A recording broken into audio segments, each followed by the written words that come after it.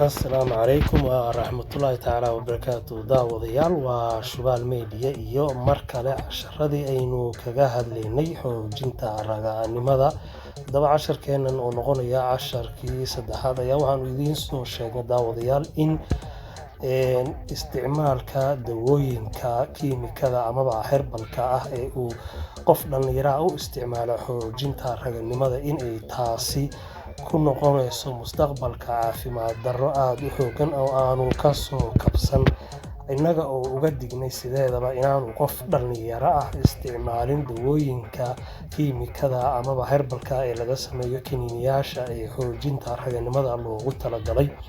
haddaba haddaad qof dhalinyaro tahay oo aad ka cabanaysid amaba ay kula soo daristay arrintaa, fadlan isku day inaad uga gudubtid qaabkan fudud adiga oo isticmaalaya khudaarta cagaaran cunisteeda iyo basasha ayaa waxaynu ognahay in ay tahay shayga keliya ee adduunka oo dhammi isku wada raacay in ay kordhiso minada ayna kor u qaaddo awoodda raganimada.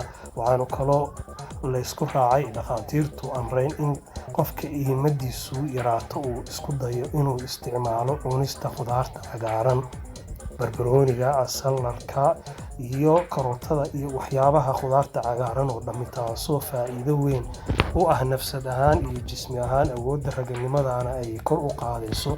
cunista khudaarta cagaaran ayaa waxa ay u tahay jismiga qofka shay aad iyo aad qaali u ah, walow haddaad tahay qof ka cabanaya madirin ay aad iyo aad kuugu sii tahay waxtar faa'iido leh. haddaba waxaanu kaloo idinku sheegaynaa casharkeennan in cunista malayga isaguna uu yahay shay aad iyo aad qaali u ah.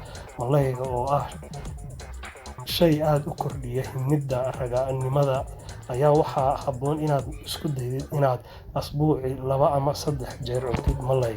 cunista timirta ayaa iyaduna waxaa laysku raacay inay timirtu kordhiso dhiigga cad jirkana ay u fiican tahay. cunista timirta adiga oo isku dayaya inaad cuntid subax walba 3 ama 5 tiro isdheer aad ka cuntid waxaa hubaala inuu dhiiggaaga cad kordhayo. dhiigga cad oo ah kan keliya ee himada kor u qaada.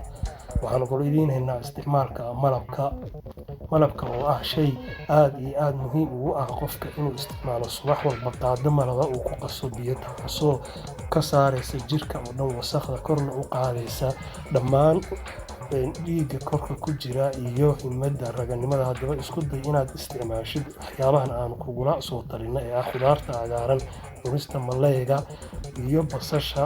waa Shubaal Media, tan iyo kulanti dambe oo xiiso leh. wasalaam.